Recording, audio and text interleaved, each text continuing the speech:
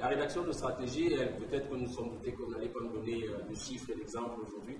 Et donc notre rédaction est allée voir sur le terrain, et nous sommes repartis à Douala, quelles entreprises implémentent la démarche QHSE.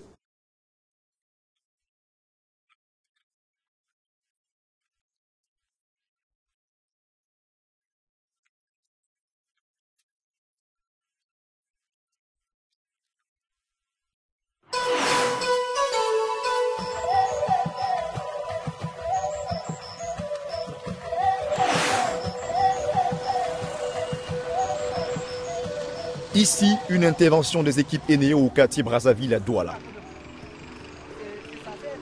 Les clients du coin ont signalé un manque collectif de l'énergie électrique dans plusieurs ménages. Ces techniciens s'affairent donc urgemment pour un retour à la normale. Une quinzaine de minutes en action et le tout est joué. Après investigation, nous nous sommes rendus compte qu'un fusible a été rompu au niveau du tableau BT. Nous l'avons remplacé et là, tout le monde est réalimenté. On va juste aller vérifier chez les clients. Une intervention du genre nécessite des précautions particulières. Le danger est permanent. Il faut s'armer d'équipements de protection individuelle. Nous avons les gants classe 0, les gants isolants BT classe 0 qu'on porte. Nous avons le casque avec l'écran facial et nos combinaisons inifugées. Nous sommes exposés aux flash et arcs électriques. Donc, à tout moment, il peut y avoir une explosion et puis ça va créer les flashs électriques. Avec là, ça peut éblouir les yeux, ça peut même vous brûler ou bien vous électrocuter. L'opérateur historique du secteur de l'électricité au Cameroun met un accent aigu sur les paramètres de sécurité. L'activité étant particulièrement dangereuse, sa démarche HSE s'adosse principalement sur la maîtrise de risques éventuels. Le travail que nous faisons est un travail classé à risque fort. C'est-à-dire que manipuler l'énergie électrique est un travail à risque fort. Alors, la stratégie est simple. Pour qu'il y ait un accident, il y a deux entités qu'il faut mettre en jeu. Danger plus exposition égale accident. Alors notre travail est d'agir soit sur le danger, soit sur le niveau d'exposition des opérationnels qui agissent quotidiennement sur le terrain. Donc c'est pour ça qu'au départ, lorsque vous avez vu l'équipe arriver, il y a un premier travail qui est fait en amont de manière stratégique, ça c'est le contrôle administratif.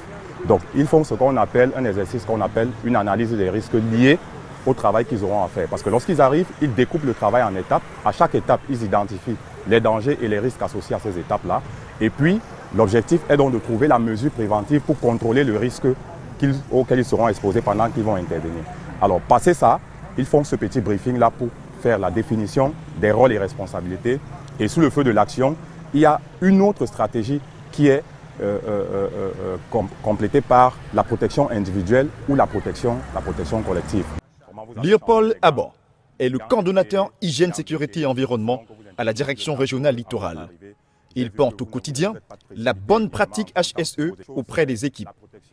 Elle se doit d'être intégrée au cœur de tous les usages.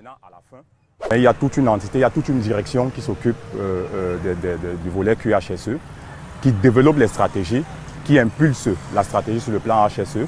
Et dans chaque région des NEO, il y a un représentant QHSE, comme c'est le cas pour moi, pour parler de la gestion régionale de Douala, qui interchange avec les unités opérationnelles, un peu comme celle-ci, à travers les procédures, à travers les instructions, à travers les consignes, à travers les formations.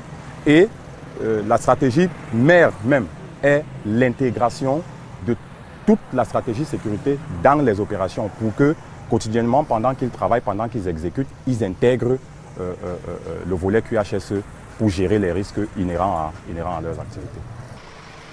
La démarche ici est intimement liée à la stratégie globale de la structure.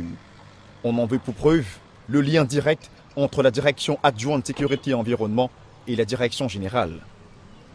Les prestataires indépendants ou sous-traitants, très nombreux dans les interventions chez Eneo, sont également pris en compte.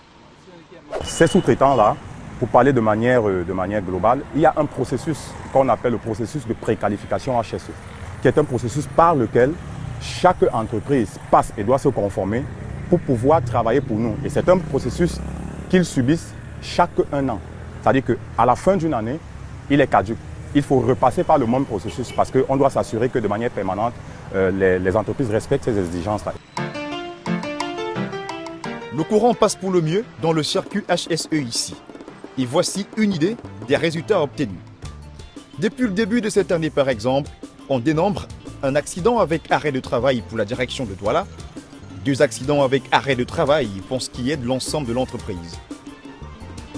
On peut dire, année après année, quel est le nombre d'accidents avec arrêt de travail qu'on a pu enregistrer chez les sous-traitants, quel est le nombre de décès qu'on a pu enregistrer chez les sous-traitants, quels sont les accidents avec blessures mineures ou alors des presque accidents enregistrés lors des travaux conduits par les sous-traitants. Donc aujourd'hui, oui, et lorsqu'on regarde les statistiques, on peut regarder peut-être sur un trend de 5 ans. Quand on regarde les performances, oui, aujourd'hui, ce processus-là porte des fruits. Et je vais pousser même le bouchon plus loin. Aujourd'hui, on peut avoir des PME agréées chez NEO qui deviennent beaucoup plus professionnels parce qu'ils ont du personnel dont le statut santé est systématiquement suivi de manière annuelle. On a des entreprises, des PME qui sont agréées chez nous, dont l'affiliation à la CNPS pour gérer en même temps les maladies professionnelles et les accidents du travail qui sont fidèlement suivis par les entreprises. On a également des PME qui aujourd'hui peuvent intervenir même au-delà des frontières du Cameroun à cause de la professionnalisation qui a été faite au niveau de NEO.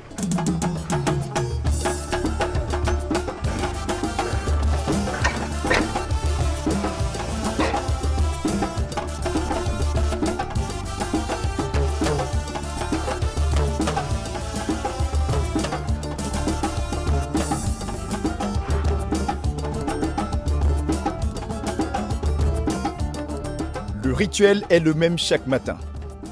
Hervé Dechouan, chauffeur à la société de transport des hydrocarbures de Cormès depuis 13 ans, effectue avant chaque sortie des contrôles d'usage. Ses propres vérifications tout d'abord, ensuite celles des services dédiés à la sécurité. Ici, il doit obtenir 2 autorisations préalables avant de quitter le parking pour une nouvelle journée sur la route. Change les phares s'il te plaît. Arrête le clignotant gauche. Ces contrôles visent donc à déceler, à détecter les anomalies qui peuvent être à l'origine des accidents ou nous amener à immobiliser un camion au cours des tournées.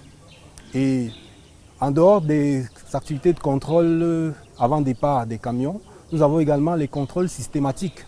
Les contrôles systématiques sont effectués comme son nom l'indique, systématiquement, dès l'atteinte de 3000 km par chaque camion.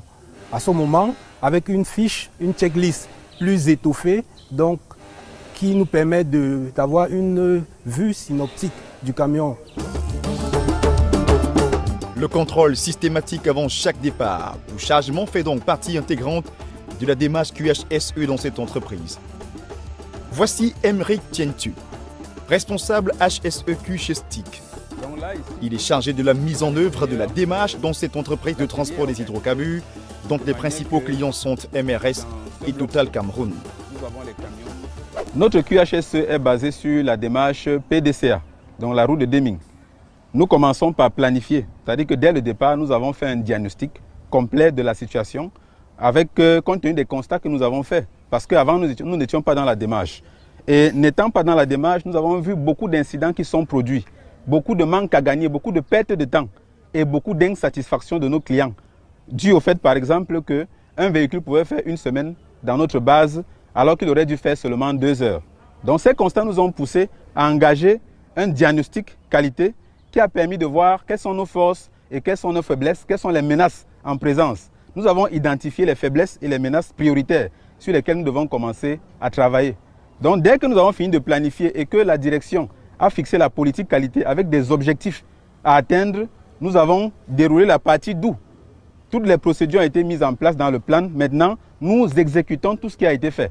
Et la 3e étape, c'est le check. À un moment donné, il faut s'arrêter pour voir si ce qu'on avait planifié, c'est exactement ce qui se passe sur le terrain. Et on constate donc des anomalies, des non-conformités, des dysfonctionnements qu'il faut corriger pour agir de façon à améliorer. Et après, on revient dans la nouvelle planification et la roue continue de tourner. Eh bien, tu vas tester le freinage. Tire le frein à main. Là, tirez. Là, vitesse. Fais semblant de bouger. C'est bon. Laisse le pédale à pied.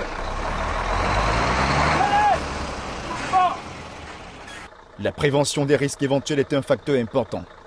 L'activité ici, liée à la manipulation des hydrocarbures, est dangereuse.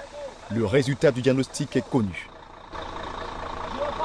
Les risques majeurs dans une activité comme le transport, nous transportons des hydrocarbures. C'est un produit extrêmement dangereux. C'est un produit inflammable et qui peut se retrouver dans certaines situations explosives.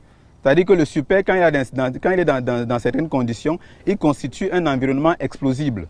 Donc, risque d'explosion, risque d'incendie et maintenant risque d'accident grave de circulation. Jusqu'en 2014, cette entreprise pratiquait une démarche reposant seulement sur les piliers hygiène, sécurité et environnement. Suite aux nombreux dysfonctionnements, le volet qualité est intégré. Il fallait la démarche qualité. Et une démarche qualité suivant la norme ISO 9001, version 2008, parce qu'il y a des exigences claires pour bien structurer un système qui est en place. Donc, l'aspect qualité a véritablement commencé à être mis en place depuis 2016. Tout ceci a nécessité un investissement conséquent. La mise en place d'une bonne démarche QHSE peut s'avérer onéreuse. Jusqu'à 10% du chiffre d'affaires chez STIC. C'est le coût d'obtention de la qualité. Les résultats sont là pour attester de la nécessité d'une telle pratique. Une hausse de 20% du chiffre d'affaires et une nette diminution des infractions et des incidents. Le chiffre d'affaires qui évolue, c'est parce que le temps de bon fonctionnement aussi des camions a été multiplié par 3. Donc les immobilisations qu'on avait avant ont été fortement réduites. Les accidents mortels, nous n'en avons pas connu en 2016, alors que par le passé, avec la démarche sécurité et autres, on pouvait connaître certains accidents. Mais avec la qualité, on s'est beaucoup amélioré à ce niveau-là. Les autres accidents, c'est-à-dire que accidents avec dommages matériels, nous sommes passés en 2014 de 46 accidents avec dommages matériels à 0 en 2016. Au niveau des infractions, parce qu'il faudrait qu'on comprenne que dans le transport, il y a des aspects qu'on utilise pour anticiper les accidents. Par exemple, on réduit la vitesse des camions sur la route et dans notre secteur, la vitesse maximale autorisée à l'intérieur de la ville, c'est 30 km/h. À l'extérieur de la ville, c'est 60 km/h. Maintenant, quand un chauffeur va au-delà de la vitesse autorisée, c'est une infraction. Et généralement, il est sensibilisé, voire sanctionné pour cette infraction-là. Et nous mesurons également cela pour voir quelle est notre performance au niveau sécurité. Tenez par exemple, 736 jours sans accident mortel au 12 mai 2017. Les infractions sur la route sont passées de 4034 pour cette entreprise en 2014 à 57 en 2016, puis à 2 infractions depuis le début de cette année.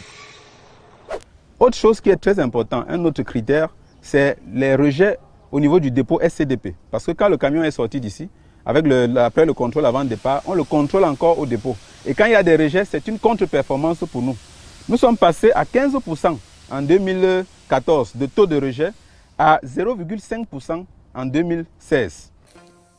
Pour en arriver à une telle performance, la démarche QHSE a réussi à s'intégrer au cœur de tout le système managérial.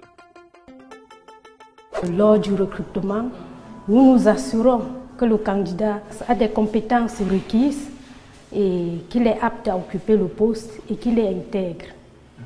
Et le texte pratique nous permet également de nous assurer que le candidat au poste de chauffeur maîtrise la conduite des engins lourds.